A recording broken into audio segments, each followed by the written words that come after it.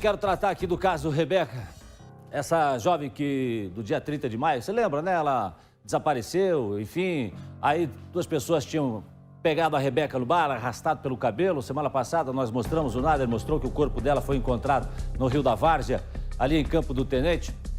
Isso foi na quinta-feira e o corpo da Rebeca Cristine Damasceno, desde quinta-feira, está no IML e não foi liberado ainda, né? Ainda está no IML. E aí sim, você vai lembrar que a Rebeca, como eu já disse, tinha desaparecido no dia 30. Aí é o seguinte, isso foi lá em Campo do Tenente, no Rio da Várzea, e agora quem tem informações pra gente, que está acompanhando esse caso desde o começo, é o Nader Kalil. E aí, Nader, boa tarde pra você. O que acontece que ainda não foi liberado o corpo da Rebeca? Boa tarde, Jason. Boa tarde a todos que nos acompanham no Balanço Geral. Deve ser liberado nas próximas horas. Agora há pouco, a advogada, que também é parente da família, chegou aqui para fazer todo o trâmite legal de liberação do corpo. Já estão aqui desde as 10 horas da manhã, a mãe da Rebeca, alguns outros parentes, um dos irmãos dela que fez o e a advogada com os documentos necessários, principalmente a liberação por parte da Delegacia de Rio Negro, que investiga o caso. E diante das informações que nós recebemos na manhã de hoje, Jasso, já podemos adiantar uma pergunta que você fez na semana passada. Como que a Rebeca teria sido morta? Se ela teria sido jogada no Rio da Várzea com vida da ponte em que nós estávamos, ou se ela foi executada antes, se ela foi estrangulada, como isso teria acontecido? E agora, em primeira mão, eu quero adiantar para você e para quem está em casa essa resposta. O laudo preliminar aqui do Instituto Médico Legal aponta que ela foi atingida com pelo menos 4 disparos. E a família acredita que o primeiro dos tiros tenha sido dado quando ela estava de costa. Provavelmente falaram para ela correr. Vai embora. E aí deram um primeiro disparo que acabou atingindo a perna dela, uma das pernas, na parte de baixo. Na sequência, deram outro disparo que atingiu a coxa da Rebeca. Logo na sequência, ela provavelmente caída, deram um tiro que transfixou o peito. E o último disparo, Jason, foi dado no rosto dela. Um disparo provavelmente a queima-roupa, o que dificultou o reconhecimento dos familiares aqui. Uma cena que chocou bastante. Um dos familiares que reconheceu me explicou agora há pouco, olha, Nader, estava irreconhecível a minha irmã. Foi um tiro a queima-roupa, ou seja, foram 4 tiros dados na Rebeca. O primeiro deles na batata da perna, depois na coxa, no peito e o último no rosto, que acabou trazendo aí uma consequência e que a família acredita que tenha sido o tiro fatal. Por isso, nesse exato momento, Jason, a família está aqui fazendo todo o trâmite legal para a liberação do corpo da Rebeca aqui no Instituto Médico Legal de Curitiba. Jason. Primeira mão para você que acompanha aqui o Balanço Geral, Nader Kalil, que está trazendo, acompanhando, vivendo esse caso, trazendo todas as informações desde o início, desde o desaparecimento dessa jovem, traz agora pra gente em primeira mão, doutora Márcia, a crueldade dos suspeitos de terem matado essa jovem de 28 anos, a Rebeca Cristine Damasceno, estudante universitária de psicologia, mãe de 3 filhos, que segundo a polícia não teria envolvimento com o mundo do crime, ou com o tráfico, segundo a polícia, até agora. Ou seja, o tal do Juninho e o de menor, que são os suspeitos de terem arrastado, e ainda uma terceira pessoa que estaria dirigindo esse carro, levaram essa jovem do bar do dia 30 de maio, um domingo, da cidade de Campo do Tenente. Esse aí é o suspeito. Já o Nader vai me dizer se já tem alguma pista dele ou não. No dia 30, levaram essa jovem embora, arrastada pelos cabelos, e de lá ela desapareceu. Só agora, na semana passada, na quinta, né? Ela foi encontrada, portanto, no Rio da Várzea, que corta o município de Campo do Tenente. Teria sido jogado dessa ponte, foi jogado dessa ponte, pelo que tudo indica. Mas antes, doutora Márcia, imagine a crueldade. Teriam feito ainda 4 disparos contra essa jovem. É o que se pensa, que quando se vê, se esses disparos foram realmente feitos nessa ordem, ou seja, da perna para a cabeça, né? Que seria um momento até que estaria se fazendo uma espécie de tortura com ela, impondo dor naquele momento, para que ela por algum motivo, talvez até pelo sadismo deles. Mas seria importante também saber, será que esses tiros foram dados realmente nas proximidades da ponte ou mais nas proximidades do bar em que ela estava antes? Também faz uma certa diferença em relação à execução, sabe? Tem alguma informação a respeito disso, Nader? Então, doutor, até respondendo a pergunta da senhora, tudo indica que foi exatamente ali no local em que nós estávamos. Porque a posição dos tiros, e a senhora como delegada de polícia vai entender melhor, e até para explicar para quem está em casa, esses 3 primeiros tiros foram dados enquanto ela estava de costa. Por isso acredita-se que tenham falado para ela, ó, corre, foge.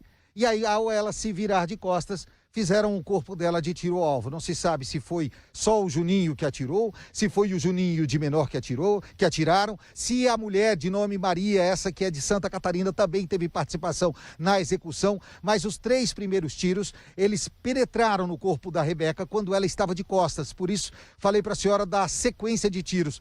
De acordo com o que foi passado aqui à família do Instituto Médico Legal, o primeiro dos disparos deve ter atingido a perna na parte de baixo, o segundo atingindo a coxa, o terceiro no peito e o último tiro, esse foi dado que acabou entrando na parte frontal da face e acabou saindo na parte posterior da cabeça. Esse teria sido o tiro de misericórdia que acabou vitimando a Rebeca e, lamentavelmente, dificultando e trazendo todo um trauma para a família que teve que fazer o reconhecimento aqui, Jasson. E você falava também na sequência sobre a demora na liberação desse corpo. Já já eu explico para você sobre isso. Pois é, nós temos aí então já o trabalho importante do Instituto Médico Legal, da perícia, enfim, né, colocando então que ela recebeu esses tiros antes de ser jogada no rio. Doutora Márcia, quer dizer, nessa situação, eu fico imaginando o seguinte: Campo do Tenente é uma cidadezinha com 9 mil e poucos moradores, perto de 10 mil moradores. Essa ponte, eu imagino que ali nem iluminação deve ter. Então é um lugar que, domingo, 9h30 da noite, o pessoal que mora no interior levanta cedo. Levanta cedo para trabalhar, para viajar, para fazer uma carga, para levar, para acordar, para ir para a roça, enfim, né? 9 horas da noite, 9h30 da noite, que foi quando aconteceu, 9h30 teriam tirado ela do bar. Quer dizer, ali, meia hora depois voltaram, inclusive, dizendo que tinham dado sumiço nela, lá no bar, né? Ali não tinha ninguém. Quer dizer, com exceção das 3 pessoas que estão envolvidas, aí, suspeitas desse crime, mais ninguém deve ter visto isso.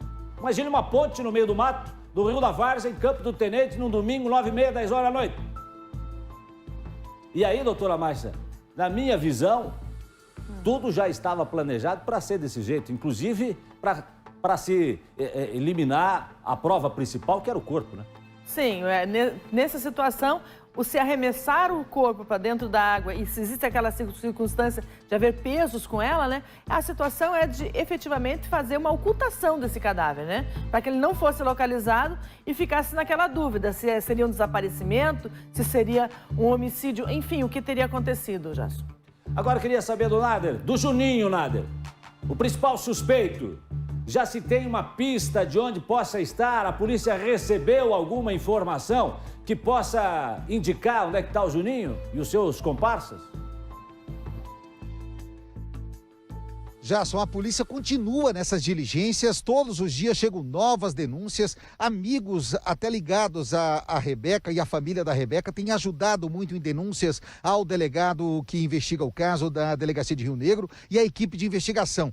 Infelizmente, o Juninho sabe que está com mandado de prisão, sabe que está sendo procurado, por isso ele fica pulando de galho em galho, de ponto em ponto, de esconderijo em esconderijo.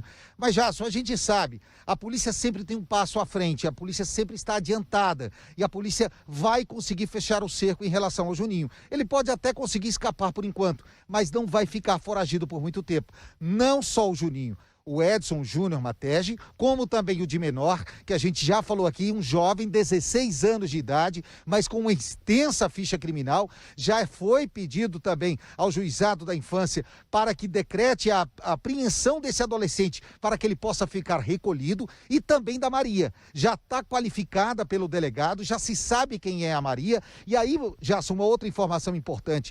Você se lembra que na semana passada nós divulgamos um áudio de uma jovem que dizia que ela foi obrigada a se desfazer daqueles pertences, e quando eu estava aí nos estúdios com você, eu levantei uma questão, que ao fundo você escuta uma voz, a gente escuta uma voz de alguém falando, explicando o que essa jovem tem que falar. Hoje a família acredita que esse áudio seja, na verdade, da Maria, essa comparsa do Juninho.